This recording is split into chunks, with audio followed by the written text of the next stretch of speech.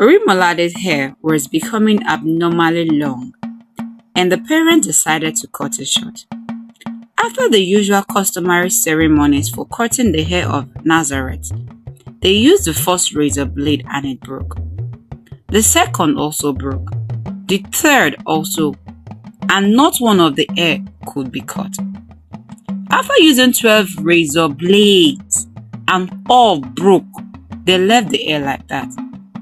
It was this hair that always became point of attraction at his evangelistic campaigns in later years.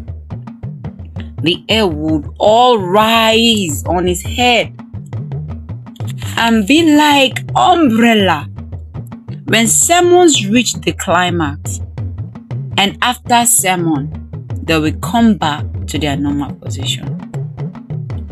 When Orimolade got to Lagos, Captain Abiodun inquired from him why his hair and nails were so long. It was at this time he told her of how razor blades were applied and they all broke. It was the example of Orimolade's hair that made many of the members of Cherubim and Seraphim believe that some of our children are Nazareth of God, but some hate the idea of leaving their children's hair too long. When Orimolade was still a young child, he fell seriously ill to a state that the mother had lost hope. The brother did not even think that he could survive, but for the fact that he was still breathing, they could not bury him. When they expected him to give up, and he did not, and after much spending and performing other ceremonies to heal him, and there was no change at all, they abandoned him in the room with the expectation of burying him if he died. Foods were being put occasionally into his room, but anytime he wanted to drink something, he would just ask the mother to bring him water, taken from its source. He was on his illness for 7 years. Water directly from the source was most common in his food. Man had not yet known what this boy would grow up to be and the type of work he would do. When it was time for God to manifest his glory and to reveal to man what the boy had come for, that is the gospel and spiritual warfare with the world of darkness, the Lord showed himself to Moses in his dream, telling him that it was time for him to start his ministry. And for this, the Lord in the same dream gave him 3 gifts: the staff of victory over Satan and his disciples, power and authority of prayers, that whatever he wanted, he should ask and would be given to him, a crown which stood for the glory of God, which was manifested in him, and which made people see the greatness and fearfulness of his glory.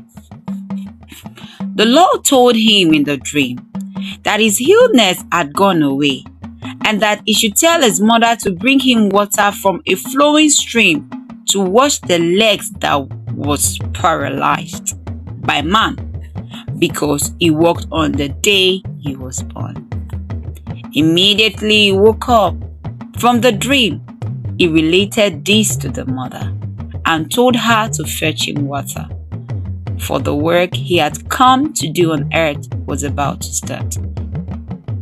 The mother was so happy to hear the voice of her child once more.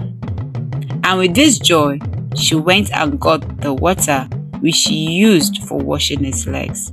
And his legs became healed and were straightened, and he was able to walk with them. But yet, the sign that he was once lame was still seen. For this, if he wanted to go from one town to the other, men carried him on a stretcher. But if it is working within the town, no man with 2 legs could walk faster than he. Orimolade's evangelism have not started.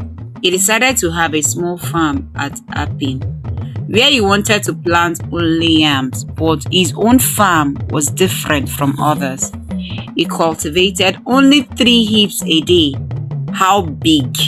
A heap was about 10 feet in diameter and about 10 feet high. He used 3 big sticks for each of the heaps, one on each side of the heap and the third stick across the first 2. All the heaps were only 200. People used to go and see Orimolade's miracle farm. When he wanted to plant his own seed of yams, he did not cut the yams into sets. He planted a whole yam on each of the heaps. When this yam grew and had leaves, the farm was like a deep forest.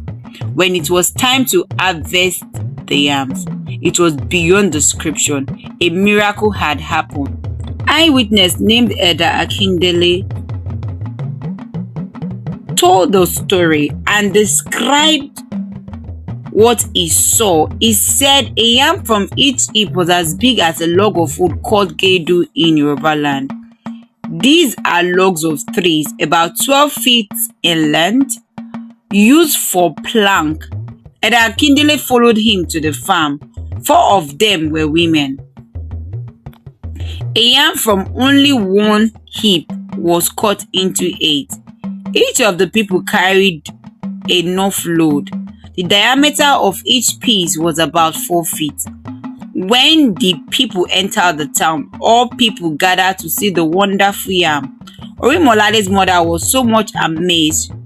She shook her head and said, "Orimolade, your own yam is different from other people's yam." Some elders of Cherubim and Seraphim Church interpreted these 3 heaps a day as representing each member of the Trinity. But whatever the meaning is, only Orimolade could tell.